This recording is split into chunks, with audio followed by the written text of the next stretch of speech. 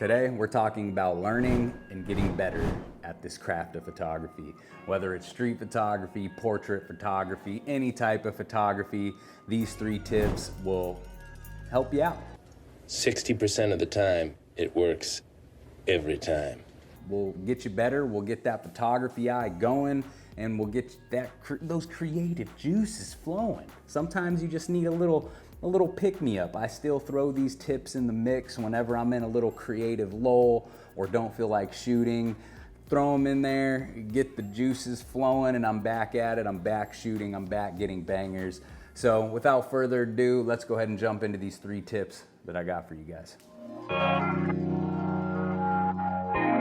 Tip number 1, take that zoom lens that's been on your camera, chuck it, get it out, put it in the cabinet, lock it up, put it in timeout, and get you a nice crispy prime lens, nice fixed focal length. It's gonna force those creativity juices out of you.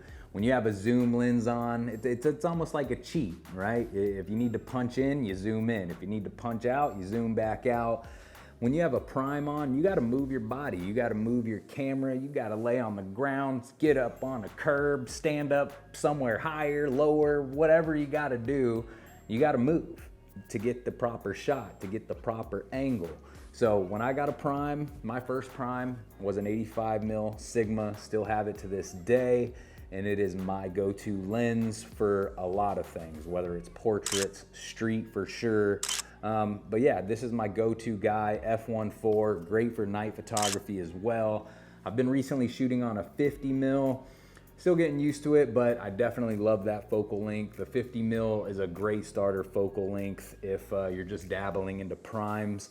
But you chuck a prime on your camera, go hit the streets or go to a shoot, you'll see what I mean. You'll have to think about the shot. You'll have to be more interactive with the shot, and the results are more creative shots. I mean, what more can you say?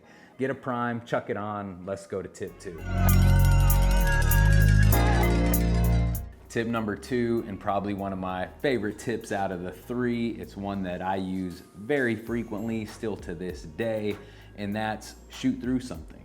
Don't just find a subject, get that tunnel vision, and get that frame. Find a window, find a bus stop, find a random mirror, find maybe even a nice lit area where the shadows on the sidewalk are hitting nicely and there's some good color and contrast, maybe from the curb, and you just get the shadows as they walk by. Don't just directly shoot your subject. Find something to indirectly get that subject, if that makes sense. What? Bro, what are you talking about, man? So I've got some of my favorite shots this way, finding nice reflections through a window and then capturing a subject on the other side, something like that. Be creative. It keeps your mind moving, keeps your eyes looking, keeps you thinking, keeps you engaged, and just it trains that photographer's eye to always be on the move, always be on the lookout for that unique shot, right? Because anybody can get the backwalking shot or a subject smoking or something like that. And don't get me wrong, I love those simplistic shots too, but when you get that unique shot of a light ray on the glass and a subject on the other side and it's cyclopsing their eyes, I mean, it just makes the day, it makes it all worth it. Give it a try. Force yourself to only shoot.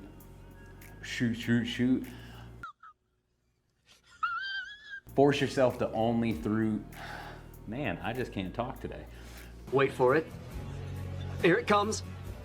Almost. Force yourself to only shoot through an object to get your subject. There you go. Tip number 2, let's move on to 3. Tip number 3, shoot with intent. Shoot with a little purpose. Shoot with an editing style in mind before you even leave the house. That way, you want moody shots, your mind, your brain, your photographer's eye is gonna be focused on moody frames. You're gonna be out there looking for high contrast, light, darks. You're gonna be looking in the shadows. You're gonna get the shot you intend to get.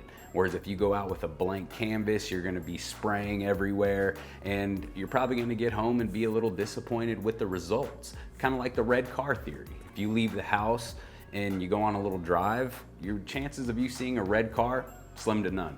Whereas if you leave the house with your mind set looking for red cars, you're gonna see every damn red car on the road. Same thing goes with this tip. You leave the house looking for vibrant shots, your brain's focused on vibrant shots, you're gonna get some vibrant shots. It's almost like a cheat code.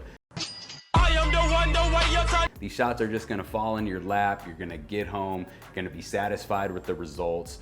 Never ceases to amaze me. Whether it's street photography or a model shoot, pick an editing theme, pick an editing style, hit the streets, hit the shoot, get the shots you intend to get, and yeah, that's tip number 3. Those are my 3 tips for you guys. Hopefully you can incorporate them in your day-to-day shoots and work on getting better, because if we're not getting better, we're getting worse, and if we're not moving forward, then we're falling behind. So it's always my goal, get better. Going into 2024, I wanna start shooting more, I wanna start making more videos, and yeah, really releasing this creativity that I've had kind of bottled up. It's been the end of the year grind, and it's kind of just had me in my own little bubble. So hopefully you guys have a happy New Year's, and look forward to dropping more videos in the new year. And yeah, any questions, comments, thoughts, queries, concerns, drop them below. I'll get back to you guys. And enjoy the tips. Later.